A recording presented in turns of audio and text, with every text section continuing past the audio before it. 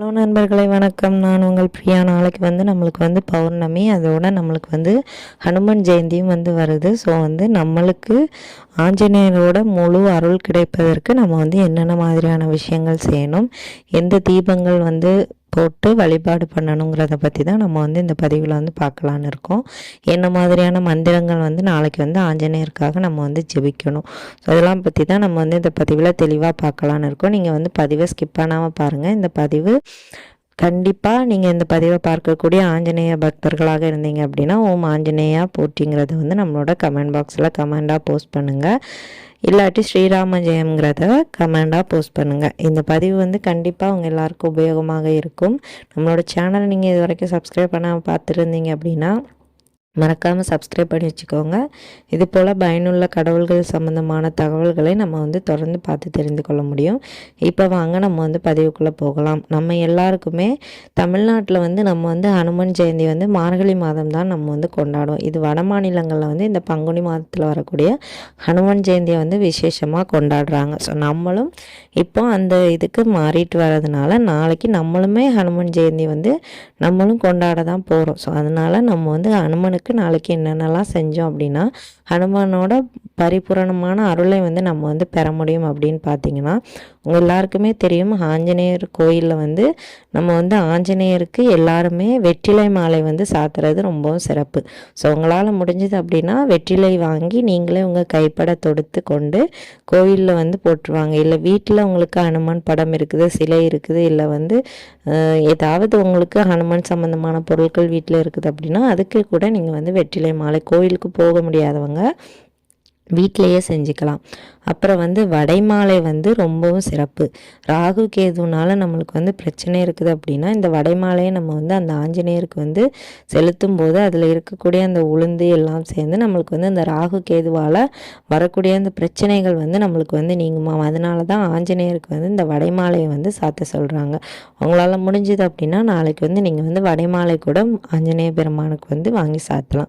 அதுக்கப்புறமா நீங்கள் வாங்கி கொடுக்க வேண்டிய பொருள் என்ன அப்படின்னு பார்த்தீங்கன்னா செந்தூரம். செந்தூரம் ஆஞ்சநேயருக்கு ரொம்ப பிடிச்சமான ஒரு பொருள். ஸோ உங்களால் வாங்கி கொடுக்க முடிஞ்சது அப்படின்னா கண்டிப்பாக உங்களுக்கு குடும்பத்தில் ஒரு சந்தோஷம் பெருகுமா. குடும்பத்தில் கணவன் மனைவிக்குள்ள பிரச்சனையாக இருக்குது அப்படின்னாலும் கூட ஒரு ஒற்றுமையே இல்லை, என்ன பண்ணாலும் ஏதாவது சண்டை வந்துட்டே இருக்குது அப்படிங்கிறவங்க இந்த செந்தூரம் நாளைக்கு நீங்கள் வாங்கி கொடுக்கலாம். உங்களால் எவ்வளவு ரூபா கொடுத்து வாங்கி கொடுக்க முடியுதோ அவ்வளவு சிறப்பு உங்களுக்கு கிடைக்குங்க. கண்டிப்பாக நீங்கள் இதை செஞ்சு பாருங்கள். அதே மாதிரி நாளைக்கு நீங்கள் குரங்குகள் உங்கள் வீட்டு பக்கத்தில் வருது அப்படின்னா நாளைக்கு இந்த குரங்குகளுக்கு நீங்கள் சாப்பாடு ஏதாச்சும் கொடுக்கலாம். நான்வெஜ் இல்லை வெஜிடேரியன் கொடுக்கலாம்.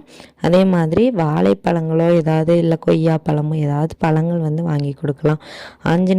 ஆஞ்சநேயரோட அந்த மறுவுருவமான அந்த குரங்குகளுக்கு மிகவும் பிடித்தது வாழைப்பழம். ஸோ உங்களால் முடிஞ்சது அப்படின்னா வாழைப்பழம் வாங்கி கொடுங்க. அப்படி நம்ம குரங்குகளை பார்க்க முடியல அப்படின்னா நாய்கள் கண்டிப்பாக இருக்கும். நாய்களுக்கு உங்களால் முடிஞ்ச ஏதாவது உணவுகளை வாங்கி கொடுங்க.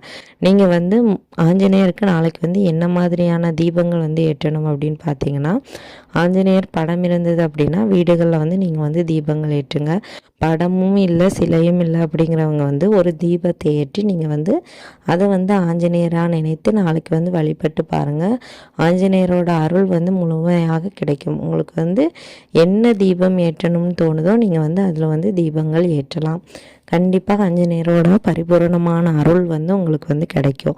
நீங்கள் நாளைக்கு சொல்ல வேண்டிய நாமம் என்ன அப்படின்னு பார்த்தீங்கன்னா ஓம் ஆஞ்சநேயா நமகங்கிறது நீங்கள் சொல்லலாம். ஆஞ்சநேயரோட மூல மந்திரம் ஆஞ்சநேயா நமகாங்கிறத சொல்லலாம். இல்லை அப்படி சொல்ல முடியல மறந்து போச்சு அப்படின்னா ராமான்னு கூட சொல்லலாம். அவங்க எல்லாருக்குமே தெரியும் ஆஞ்சநேயர் எவ்வளோ பெரிய ஒரு ஸ்ரீராம பக்தருங்கிறது உங்கள் எல்லாருக்குமே தெரியும். தன்னோட நெஞ்சில் அவர் ஸ்ரீராமரையும் சீதாதேவியையும் வச்சுருந்தார். அந்த அளவுக்கு ஸ்ரீராம பக்தராக இருக்கக்கூடிய ஆஞ்சநேயரோட பக்தர்களாக நம்மளே இருந்தோம் அப்படின்னா கண்டிப்பாக நம்மளுக்கு வேண்டினதை ஆஞ்சநேயர் தருவார். ஸோ உங்களுக்கு இந்த பிரச்சனைகள் இருந்தது அப்படின்னா நீங்கள் நாளைக்கு ராமாங்கிற அந்த ஒரு வார்த்தையை சொல்லும்போது உங்களுக்கு சகல விதமான கஷ்டங்களும் நீங்குமா. அதனால் நீங்கள் ராமான்னு சொல்லி பாருங்கள். இல்லை ஸ்ரீராம ஜெயம்ங்கிறத 108 முறையோ 6 முறையோ 12 முறையோ 26 முறையோ எவ்வளோ முறை சொல்லணும்னு தோணுதோ அவ்வளோ முறை சொல்லுங்கள். கோவிலுக்கு போகிறீங்க அப்படின்னா கண்டிப்பாக இதில் ஏதாவது ஒரு பொருட்களை வந்து நாளைக்கு ஆஞ்சநேயருக்கு வந்து வாங்கி கொடுங்க.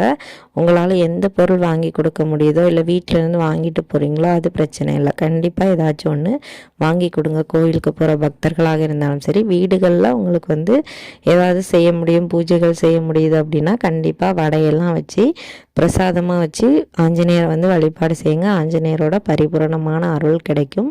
அவரோட நாமத்தை வந்து சொல்லிகிட்டே இருங்க. நாளைக்கு உங்களுக்கு வந்து அவரோட அருள் வந்து நிச்சயமாக கிடைக்கும்.